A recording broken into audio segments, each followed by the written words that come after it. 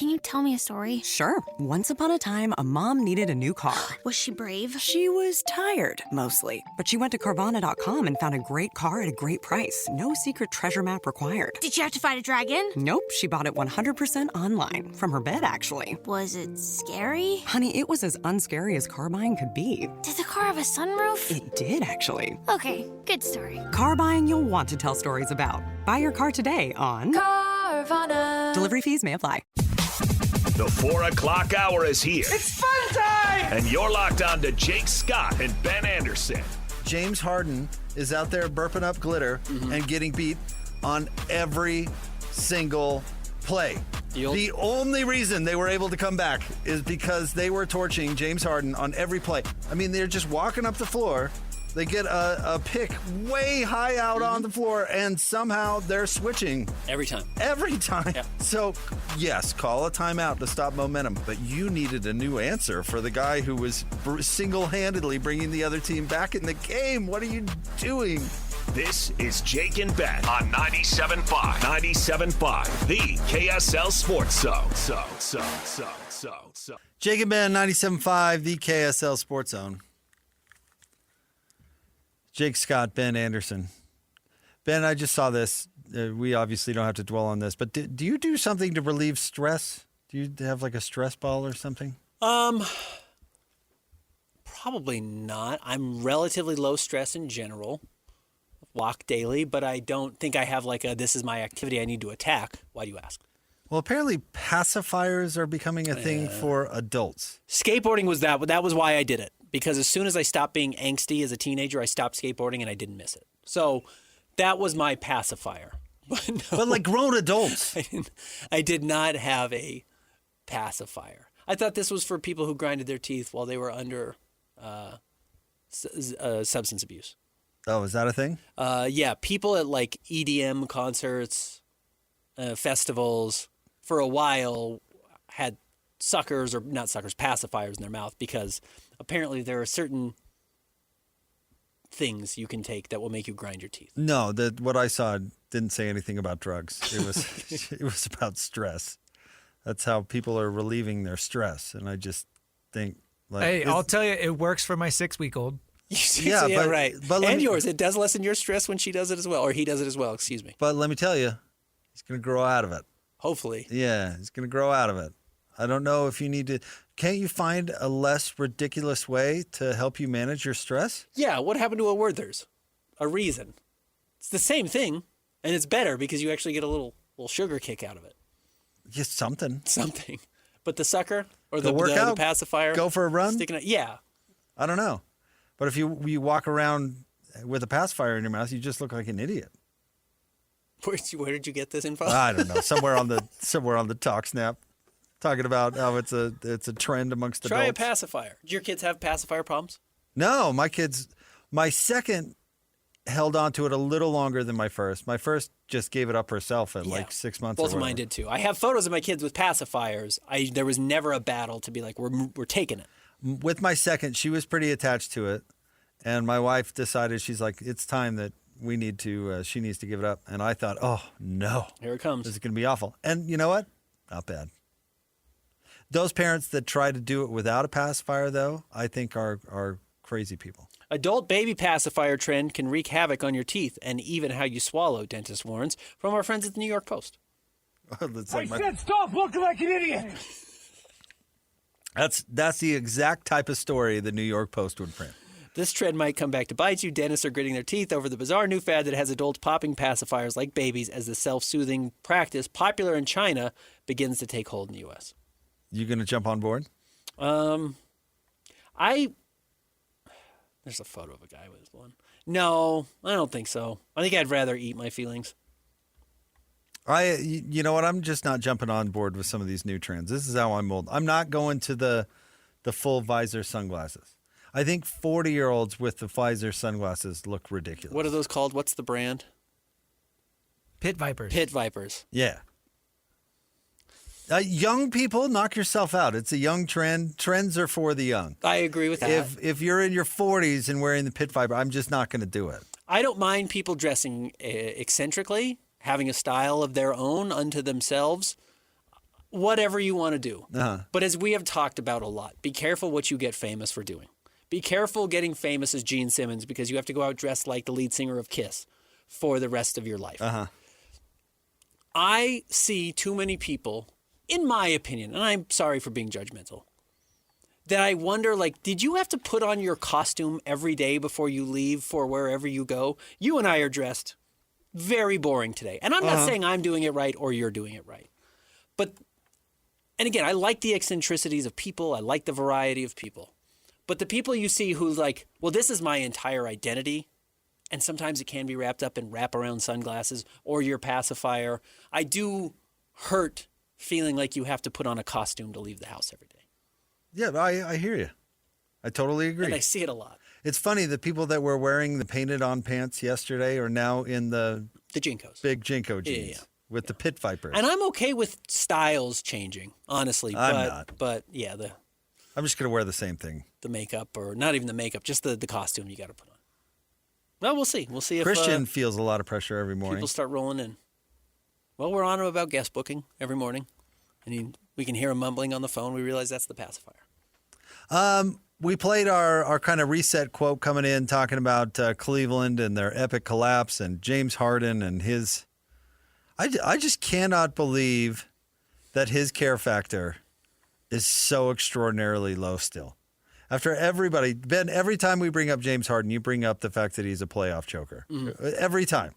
Doesn't he get tired of the Ben Andersons of the world clowning him all the time and think, maybe I should dig in and get a stop at some point? Or is it really Kenny's fault? Is it Kenny's fault for believing that James Harden is good enough defensively or cares enough that he's not going to allow his team to blow a 22-point lead with 7.5 minutes to go? No, here's the problem, and it's deep-rooted. It's that James Harden has been allowed to do this since he was 16 years old. And now he's 36. But what has changed in James Harden's life between the time he was 16 and between the time he's 36 years old? He has $400 million. So he's been told, keep doing this, pal. I know. It just doesn't matter at all. He wants his money. That's really the only thing he cares about. He's talked about, I'm a basketball mercenary. I just come and do my job, and that's what I'm paid for. And this is what he's paid for. And they pay him really highly to do it. And I don't think he honestly cares if he loses. I really do not think he cares that much if he loses. Probably a little, because people would rather win than lose. But the way when you and your family are playing Uno and you lose, you generally don't bring it to work the next day, I would hope. It didn't feel fun to lose, but it didn't end your life. It didn't change the outcome or how you were going to approach playing Uno the next day. I honestly wonder if some of these players make so much and don't care that much. It's like, what, I've lost before. It doesn't hurt that bad.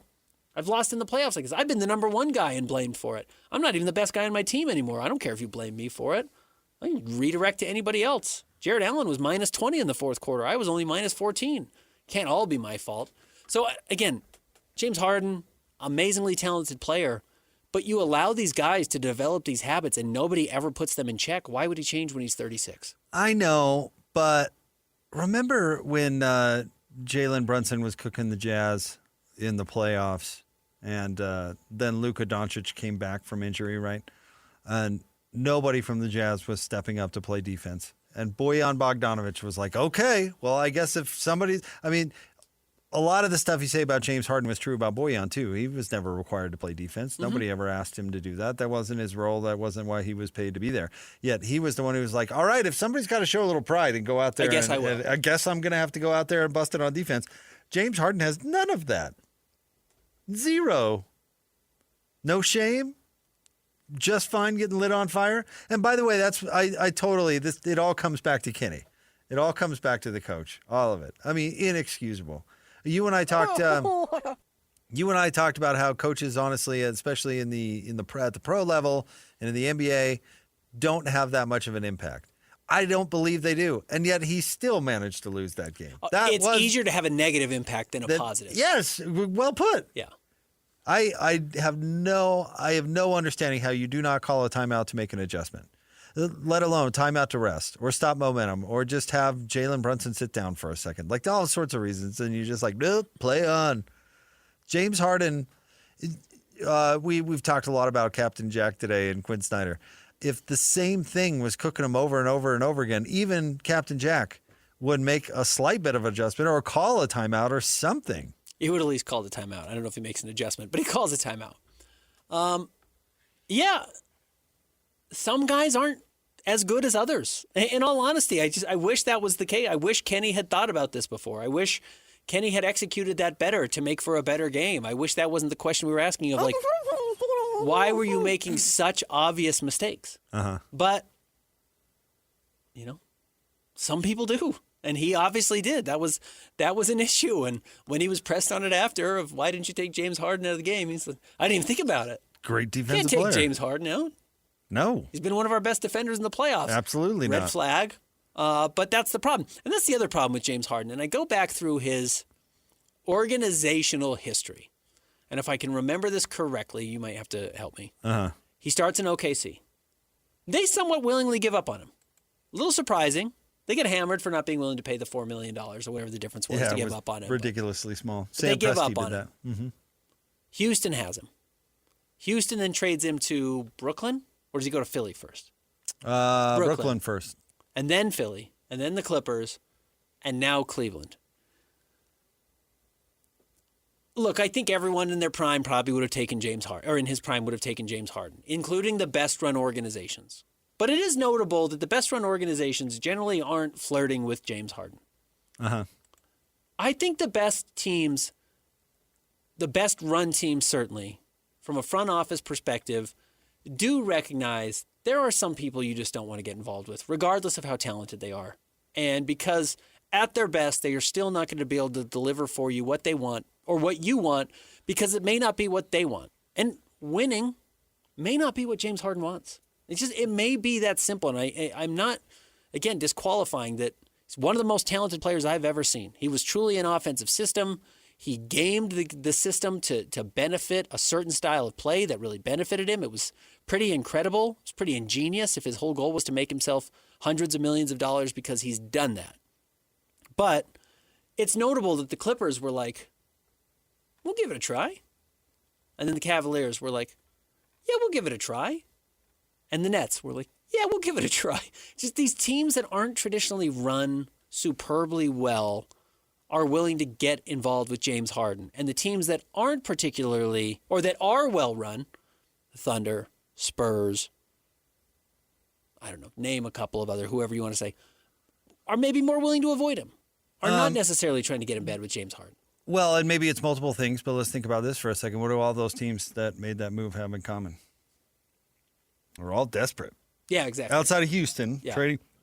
trading for him the first time, they were all desperate. Yeah. Brooklyn was desperate to make it work with Kyrie Irving and Kevin Durant. Philly was desperate to get off Ben Simmons and to make a move where they didn't take a step back because they have Joel Embiid.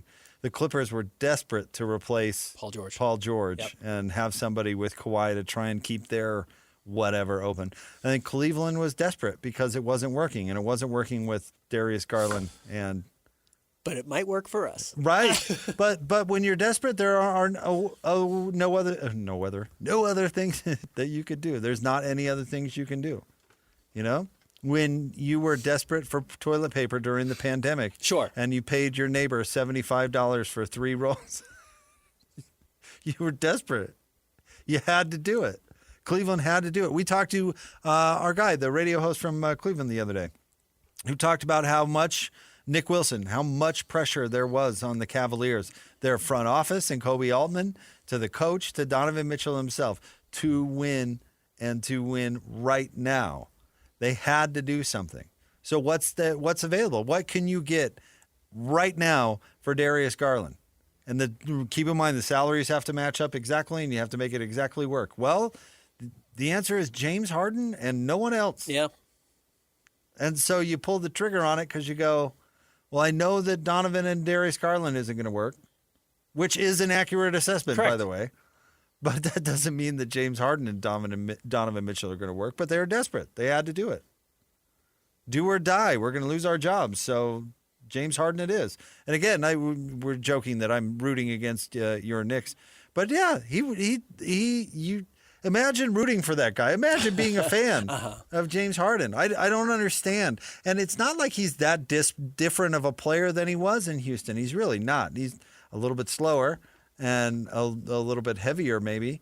But the style of play was never going to be a recipe for success. It was not. And I'm just glad that, or at least it appears that these ball-dominant one-way guards are losing their value like crazy because it doesn't work.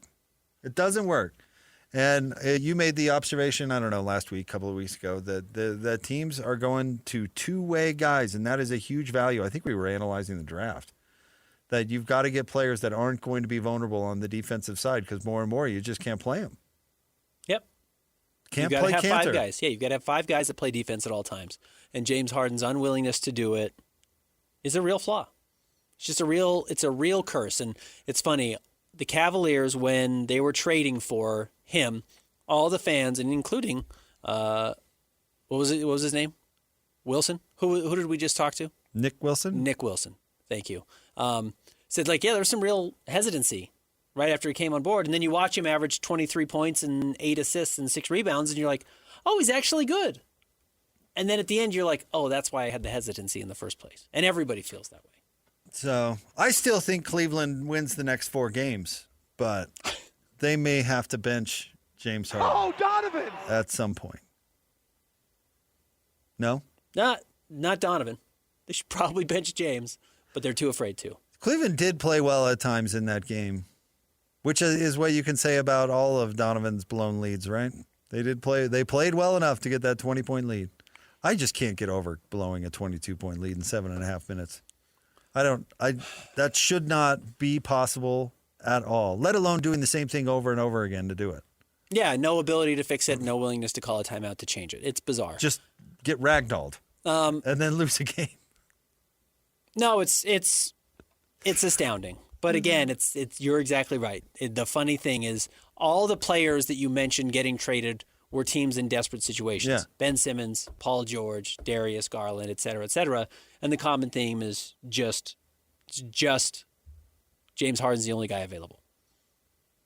It is. And then you regret him once you have him. Because you regret him once you have him, so you want to trade him. So that's why he's available. The old maid. Again, it's the old maid. But yeah, and now he'll be available this offseason.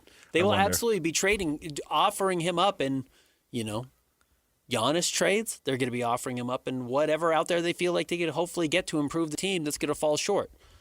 Trade him for LeBron. Sure. Why not? Sign and trade. Jimmy Butler. But that would take a team like the Warriors to be desperate to get off of Jimmy Butler. And they might be. They might be. Yeah. The Warriors might be the desperate team. So he might be on the move again to another desperate team. And it's just never a good sign to be in. And again, it goes back to don't put yourself in the spot where you have to be desperate. And because generally, the best I've ever seen it work out was the Mavericks team that made the finals a couple of years ago with Luka, where they were truly close to the end of their rope and went out and traded for Daniel Gafford and P.J. Washington. They did. Great They trade. were both Hail Marys. Nico made a good And trade. Nico made 2 really good trades and brought in 2 guys, and they fit perfect. And they went to the finals, and everything looked fine. And then Nico got desperate with Luka and ended up with Anthony Davis. Not a lot of good desperate trades. Avoiding that by having flexibility and outs is going to become really important for every team as you build your roster. But the NBA has made it harder to have those outs. Another reason why I think moving off Rudy and Donovan was the right thing is because any trade that they would make was going to be a desperate trade. The longer you waited, the more desperate you were going to get. The more desperate you were going to get.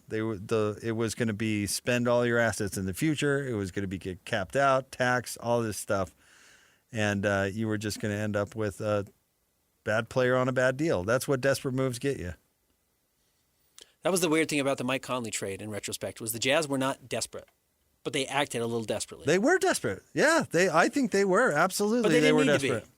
No, I don't think. I think you are right. They didn't need to be. Yes, they were desperate. They operated and remember desperately. that they demoted Dennis Lindsey because he did not do the Mike Conley trade at the deadline, and did it in the offseason after making some adjustments in the front office. They didn't demote Dennis Lindsey. They actually promoted Dennis Lindsey. But the idea was they were mad about the Conley trade. Coach Snyder was mad about the Conley trade. and they did a reshuffle in the offseason, and the first thing that happened was The Mike Conley trade. the Conley trade. Yeah. So whether they should have been or not, I don't know. But it was a move where they had to make one more move. Felt like that move was a point guard, and that was what was going to get them over the top. Just painted themselves into a corner unnecessarily early, thinking their championship window was open. They just don't need to do it. Nope. Truth is, exercise a little bit of patience. It'll probably be beneficial. We've got What You Got Wednesday coming up next. I think it's going to be a tough one. I think both of them are going to be tough. Okay. We'll get to it straight ahead. Stay tuned. Jake and Ben, 97.5, the KSL Sports Zone. Thumbtack presents Uncertainty Strikes. I was surrounded. The aisle and the options were closing in. There were paint rollers, satin and matte finish, angle brushes, and natural bristles.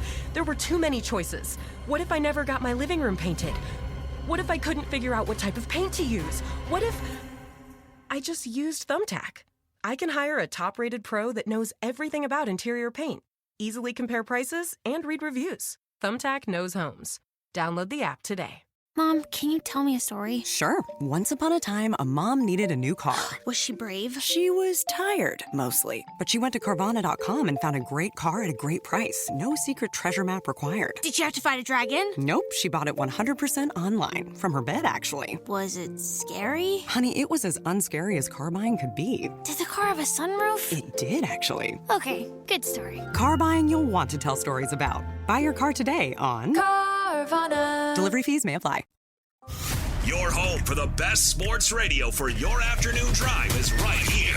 This is Jake Scott and Ben Anderson on 97.5, the KSL Sports Zone.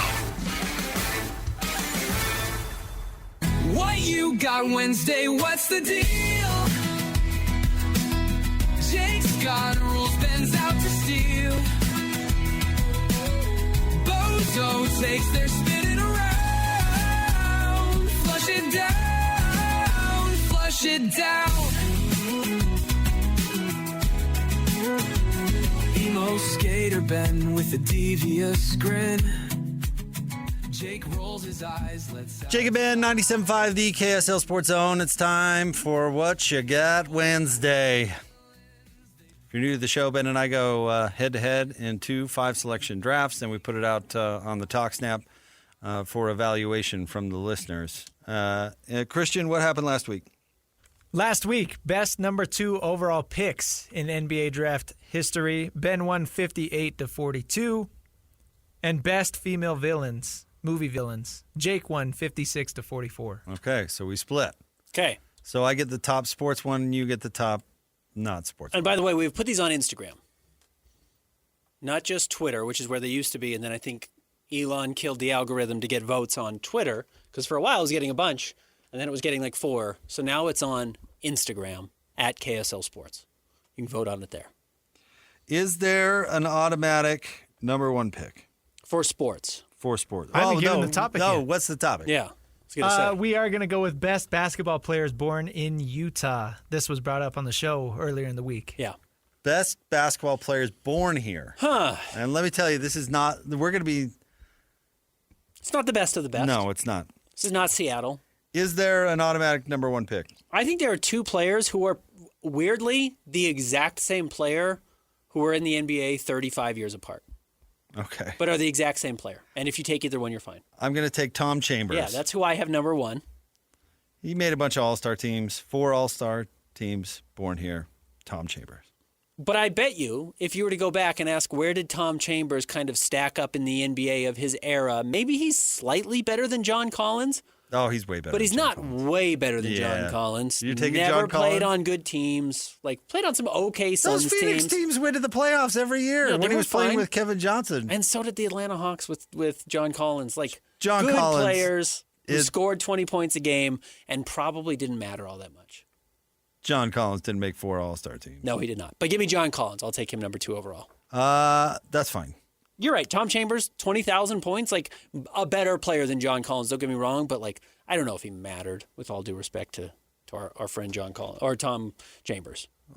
Tom even played pretty well when he played for the Jazz. Kind of. I'm going to go with Byron Scott. Yeah. I think that's the right choice as well. Where was he born? Ogden? John Collins, by the way, has 8,000 career points. Yeah. It's a long way off 20. Long way to 20. ways behind 20. Yeah, he's not going to get there. Nope. But again, Tom Chambers, couple all NBA teams, like certainly better, don't get me wrong, but did he matter? Does anyone ever talk about him as an all-timer? They certainly do not. Yeah, Byron Scott was a very good player. Also won some titles, yeah? I think so. On the Showtime Lakers? Yeah. I think he did. Last played in 96, 97, three-time champion. Yeah. 14 points, 2 rebounds, 2 assists. Good player. All right, this is where we start to get quite thin, I think, which is why I am going to go with Cam Boozer. I think Cam Boozer is belonging on this list. Born in Salt Lake City. I know he's only 18 years old. I know he's not played yet in the NBA, but Cam Boozer is going to be in this conversation. We talk about how weird it was that LeBron randomly was born in Ohio and wanted to play for Cleveland, and it worked out, and that's the reason they have a championship. I don't know if the Jazz are going to draft Cam Boozer, but if he wants to play here and is willing to stick here, the reason might be in part because he was born here. It's just some random luck. He didn't really grow up here, but No. yeah. All right. I'm going to go with Sean Bradley, the pride of Emory County. Number 2 pick in the draft. Long NBA career. All around good dude. Sean Bradley was born in Germany. Oh, was he? Yeah. Sean Bradley's out. Are you sure? Positive. He was born in Landstuhl, West Germany. All right. So veto. Give me the old German veto, the German heave-ho. All right. Sorry, Sean. I'm going to go then with Scott Pollard. That guy stunk. He played 11 NBA seasons. I believe his NBA agent was none other than Justin Zanuck. Was it really? I think so. I always thought it was random that he was from Utah. Yeah. Bad hairstyles is kind of his thing. I think Justin Zanuck was his agent. He was if I kind of remember a correctly. counterculture guy. Yeah. Let's see. Like early Justin Zanuck career, trying to break through. I could be wrong. If you're listening, let us know. Either Justin or Scott Pollard. All right, I'll go with the guy we saw play last night, Sam Merrill. Yeah, Sam's awesome. Sam Merrill is a winner. That's my favorite thing about Sam. The shooting's awesome. The history of some of the big shots he's made, those are very cool. That dude just wins basketball games. If he's on your team, you're going to be better. Oh no, this is saying he's born in Albuquerque, New Mexico, Yep, but sorry, Basketball Reference says he's born in Utah. And now Wikipedia says he was born in Ames, Iowa. I think Sam's off. All right, I'll take him off. That's fine. Jeez. All right, I'll go with Jeff Judkins. Pride of Highland High School. Sorry, Sam Merrill.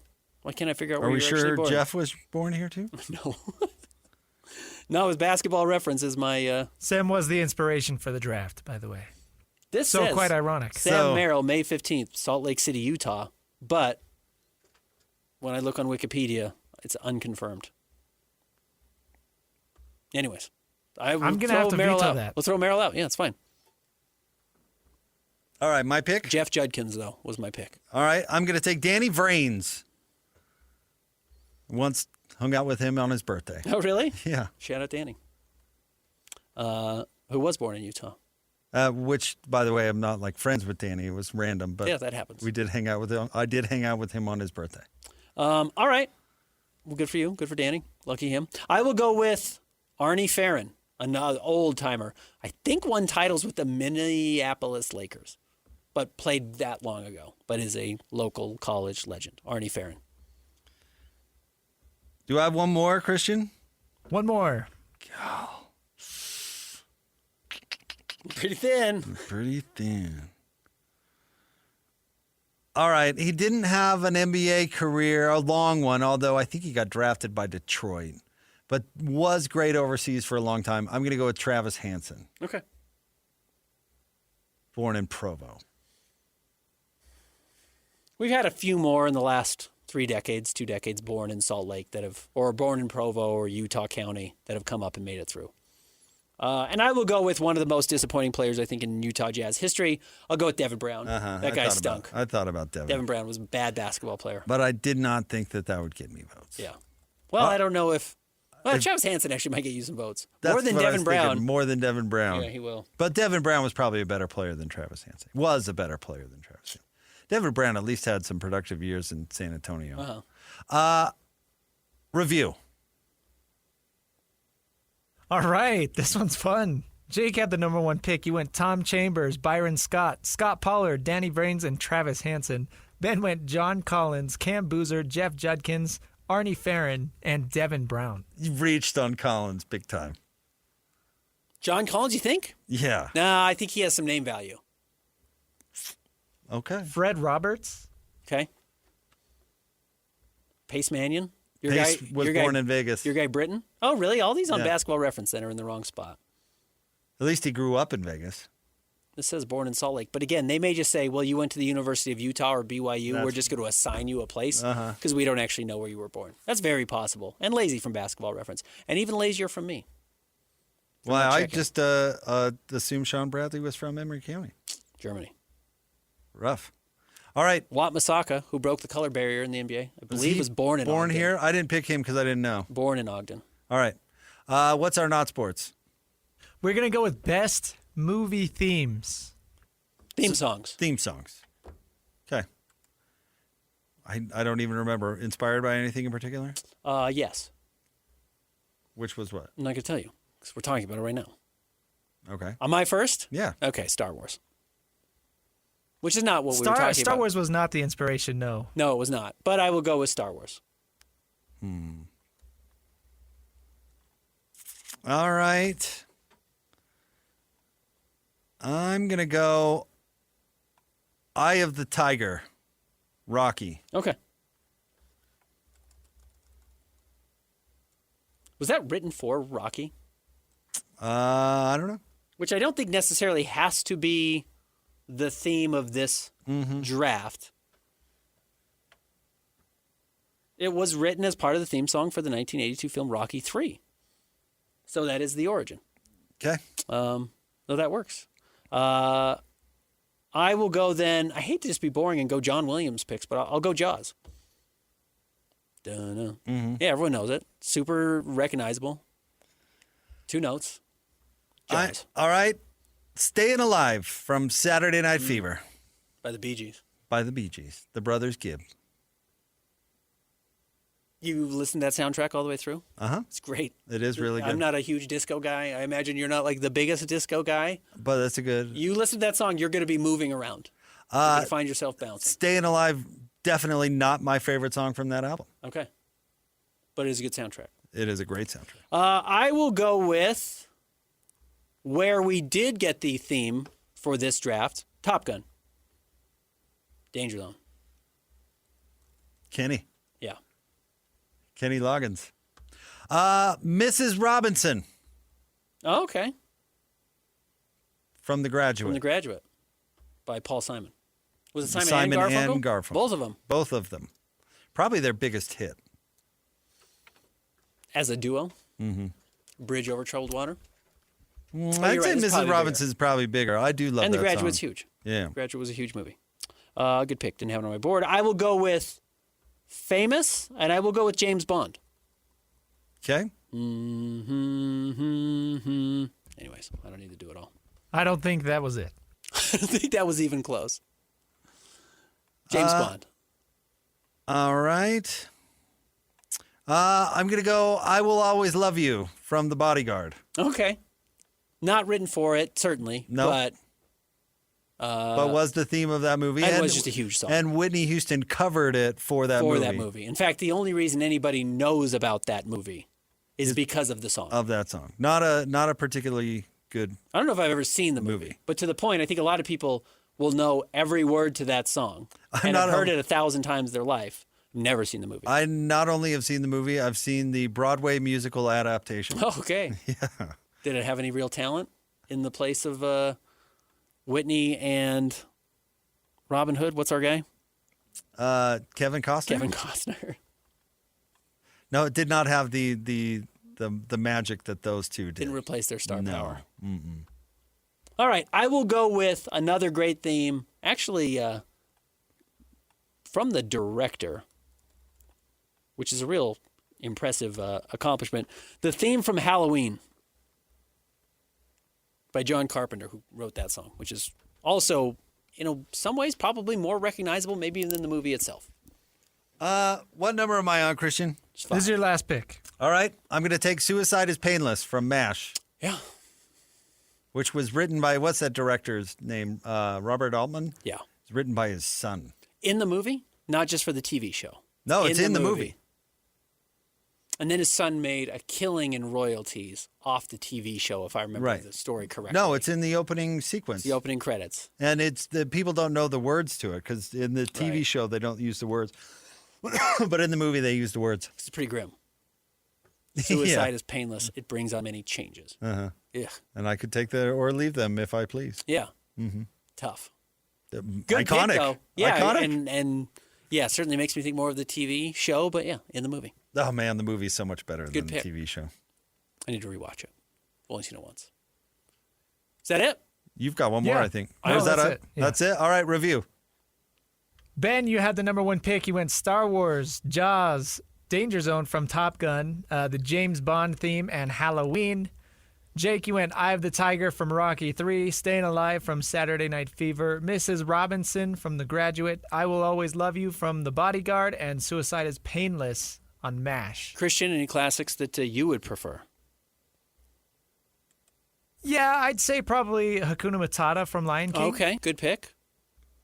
But the theme from that movie was Circle of Life, though. Well, then I'd take Circle of Life. Fair enough. Which we have done best Disney songs, and we did draft that. Uh-huh. Lloyd texted in, says no theme from The Godfather. Okay. Our friend JP got married walking down the aisle to the song from The Godfather. Did he really? Had a live band learn to play it. That's kind of hilarious. Shout out JP. The Godfather. Is that how he thinks of himself? That's how everyone thinks about JP. Is it? The Harry Potter theme. You're a Harry Potter guy, yeah? Me? Yeah, I am. That's a good one. Yeah. I had Psycho on my list. I had Indiana Jones. Mm-hmm. Jurassic Park, one of my favorites. Some good ones. But again, I didn't want to go all John Williams. No, and you went more scores than I did. Yeah, for sure. Yeah. Also John Williams. So yeah, he wrote every good piece of music in every movie for a long time. Still writing. All Anyways. right. We'll get that up on the Talk Snap. What for did a we vote. miss? Let us know. You can use the call-in feature if you'd like as well. All right, stay tuned. More Jake and Ben coming up next, 97.5, the KSL Sports Zone. Mom, can you tell me a story? Sure. Once upon a time, a mom needed a new car. Was she brave? She was tired, mostly. But she went to Carvana.com and found a great car at a great price. No secret treasure map required. Did you have to fight a dragon? Nope, she bought it 100% online. From her bed, actually. Was it scary? Honey, it was as unscary as car buying could be. Did the car have a sunroof? It did, actually. Okay, good story. Car buying you'll want to tell stories about. Buy your car today on Carvana. Delivery fees may apply. No crazy soundbite slips past these guys. I came here for the same reason people go to the zoo. This is another edition of the Audio Vault with Jake and Ben. On 97.5, the KSL Sports Zone. Jake and Ben, 97.5, the KSL Sports Zone. It's time for the Audio Vault, the best sound of the day. We talked a little bit about college sports earlier in the show, Ben, and I think we even alluded to these comments, but Jeff Goodman, who covers college basketball, went on a podcast and went on a rant about your favorite coach, Will Wade. Will Wade. This is from the Field of 68 After Dark podcast. Here's Jeff Goodman. Will Wade, I wish you didn't come back to college basketball. Honestly, I mean that. I like Will.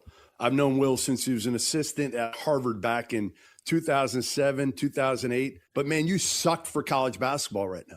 Seriously, you suck for college basketball. Like, you're making it into a mockery. And look in the mirror and understand it's not just about you. This is about more than just you. This is about the sport of college basketball. Have some pride. Have some dignity. Don't try to ruin the sport. Don't try. The first time was when you hired Slick Rick Stansbury. That was the first time when you got to LSU that you were going to muck it up as much as humanly possible. I know people are trying to push the rules. I get it. Scott Drew did it last year with James Najee. Nate Oates did it last year, obviously, with Charles Bediako. But this is ridiculous. This is absolutely ridiculous. First of all, you got a second chance here after being run out of the sport. You were great at McNeese State. And then you know what? Another high major gave you an opportunity at NC State. And what did you do? You did this after 1 year. You did this after 1 year at NC State, and you said, I'm gone. I'm going back to LSU. And now it's the same shit all over again. Obviously, the rules have changed. We know that. But come on, man. Have some pride. Have some dignity in your profession. In your profession, have some dignity. And I can go on and on. Rob, I've talked to multiple coaches this morning, high major coaches. You want me to read you a few of the quotes? I'm just going to rattle off some of them, like 4 different high major head coaches, all top 20 guys. I'm not going to say who they are, but the first one was, I tweeted earlier, you're being an idiot asshole just for the sake of being an idiot asshole. What you're doing is f***ing it up for everyone else. It's a blatant f*** you, and some really good coaches are going to leave the game because of you. This is stupid. It's not fun. It's a blatant f*** you. It's really disheartening. That's one of them. Another one just said, this is so f***ed up. Who would do that? He said, who else would have done this? You don't have to do this. And he said, nobody else. Will Wade's the only coach in America who's going to do this and go all in like this.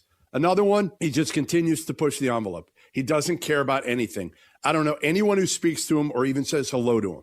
Imagine being the AD who has to deal with Will Wade, Lane Kiffin, and Kim Mulkey. Imagine that.